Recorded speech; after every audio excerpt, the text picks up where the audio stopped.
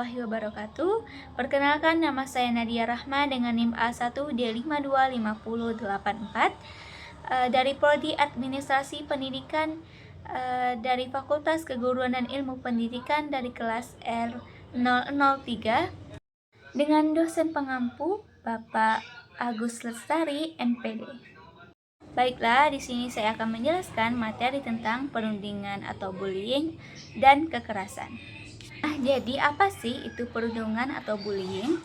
Perundungan atau bullying merupakan salah satu bentuk kekerasan yang masih sering terjadi di lingkungan pendidikan. Perundungan dapat muncul dari berbagai bentuk, di antaranya ada perundungan fisik, verbal, maupun siber.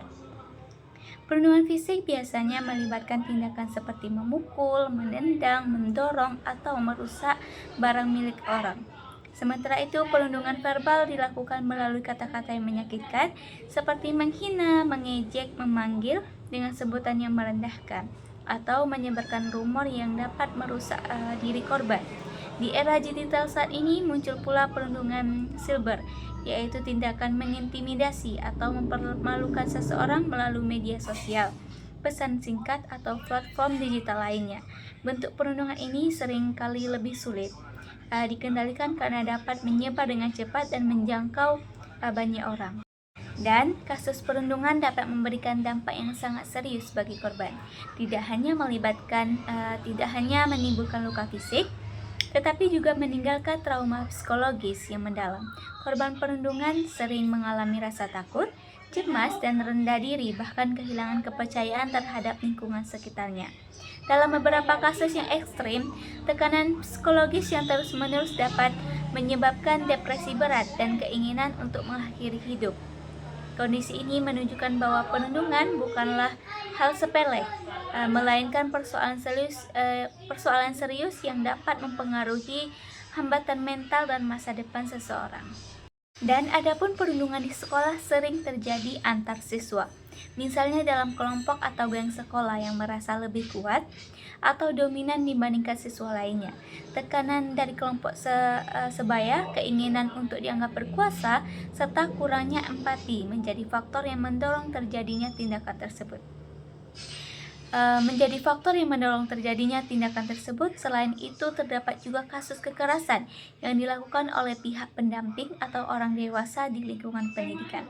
Seperti pendamping atau orang dewasa di lingkungan pendidikan itu, seperti guru atau pengasuh yang menggunakan kekerasan fisik maupun verbal sebagai bentuk disiplin. Padahal tindakan tersebut justru dapat menimbulkan ketakutan dan merusak hubungan antar siswa dan pendidik. Oleh karena itu, upaya pencegahan perundungan perlu dilakukan secara serius dan berkelanjutan. Sekolah harus menciptakan lingkungan yang sama, inklusif, dan berbagai setiap individu. Pendidikan tentang empati, toleransi, dan serta pendidikan paling menghormati perlu ditanamkan sejak dini pada siswa. Selain itu, pihak sekolah juga perlu menyediakan mekanisme pelaporan yang aman bagi korban maupun saksi perundungan agar kasus dapat ditangani dengan cepat dan tepat. Peran guru, orang tua, serta seluruh warga sekolah sangat penting dalam membangun budaya sekolah yang bebas dari kekerasan. Dan kasus perundungan dapat memberikan dampak yang sangat serius bagi korban. Tidak hanya menimbulkan luka fisik, tetapi juga meninggalkan trauma psikologis yang mendalam. Korban perundungan sering mengalami rasa takut, cemas, dan rendah diri, bahkan kehilangan kepercayaan terhadap lingkungan sekitarnya. Dalam beberapa kasus yang ekstrim, tekanan psikologis yang terus-menerus dapat menyebabkan depresi berat dan keinginan untuk mengakhiri hidup.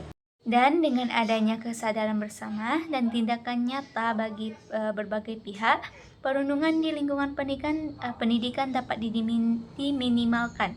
Sekolah seharusnya menjadi tempat yang aman untuk belajar, berkembang, dan membangun karakter positif bagi setiap siswa.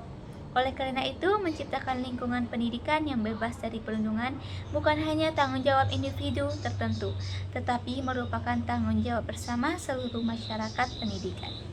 Baiklah, hanya itu materi yang bisa saya sampaikan. Mohon maaf jika ada kesalahan. Saya akhiri. Wassalamualaikum warahmatullahi wabarakatuh.